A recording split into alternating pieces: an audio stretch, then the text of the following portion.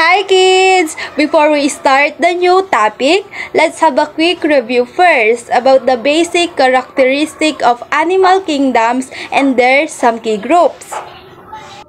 Animals are multicellular, heterotrophic, and mostly reproduce sexually.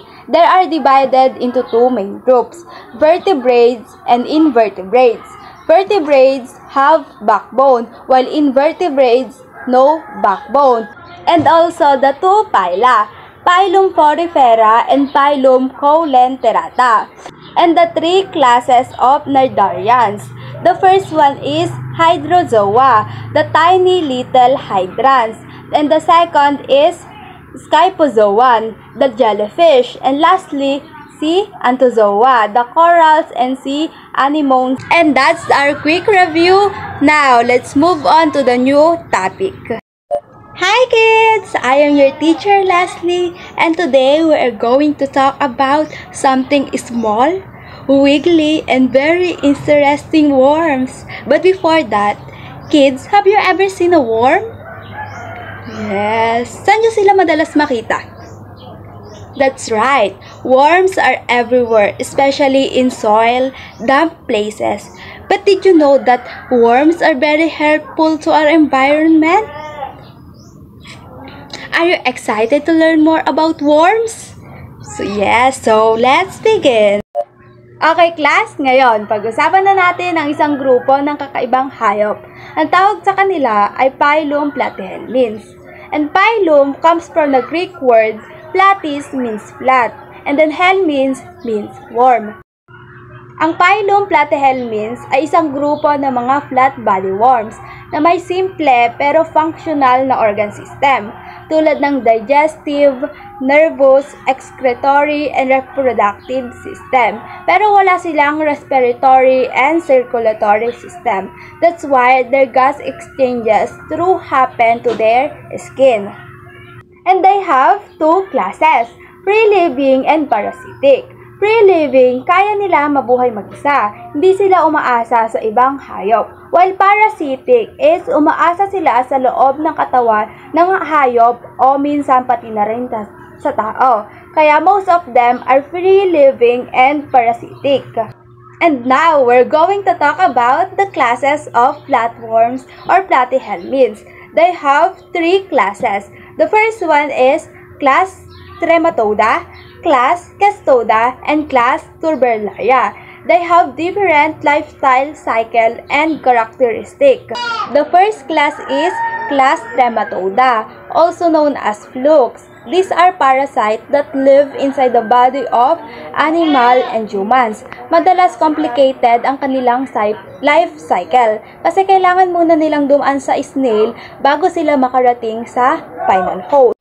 Example of class Trematoda, liver fluke or Prosciutella hepatica na pwedeng makasama sa atay ng baka, kambing at tao.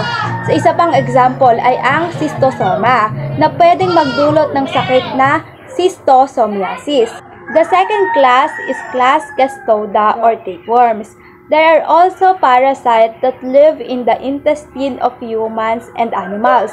Wala silang sariling digestive system, kaya diretso silang nag-a-absorb ng nutrients mula sa kinain ng kanilang host. Example nito ang Taenia solium o pork tapeworm na nakukuha kapag kumain tayo ng undercooked pork na may larvae ng tapeworm. Isa pang example ay Taenia saginata or beef tapeworm na nakukuha naman kapag kumain tayo ng undercooked beef. Mahaba sila para silang ribbon paikot-ikot ganon. And lastly, the class Turbellaria. There are free-living flatworms, which means hindi sila umaasa sa ibang animals and makikita sila sa freshwater o dagat. Ang pinaka-common na example ay ang Planaria, na kilala because mabilis silang makapag-regenerate kapag naputol ang katawan nila. Okay kids, now let's move to the phylum Nematos or roundworms. The term nemathelminths comes from the Greek word nematos meaning thread and helminths means worm. Nematodes are unsegmented roundworms. Ibig sabihin, bilog ang katawan nila pero hindi sila nahati sa segments tulad ng ibang uod. There are exits in great numbers. Ibig sabihin, napakarami nila kahit saan meron kayong makikita. Sa lupa, sa fresh water, or salt water, at sa loob ng mga halaman at hayop bilang mga parasite. Okay kids, now here the example of nematodes. The first one is Ascaris, a common parasitic roundworms. Nabubuhay sila sa loob ng intestine ng mga tao, hayop, mostly sa baboy. Nakakahawa ito at pwedeng magdulot ng sakit kapag nakakain ka ng eggs nito na galing sa maruruming pagkain o tubig. And the second is nectar or hookworm. Ito, nakakapasok sa balat, especially kapag wala kang suot na tsinelas. At sumisipsip din ito ng dugo, kaya pwede magdulot ng sakit na anemia.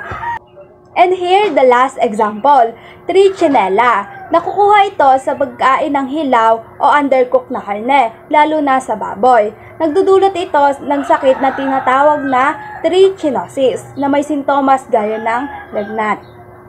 And always remember kids, laging maghugas ng kamay, don't walk barefoot outside, and also eat clean and cooked foods, and keep your fingernails short and clean. And that's the end of our discussion about flatworms and roundworms. Great job everyone! I hope you learned something from Teacher Leslie, and goodbye!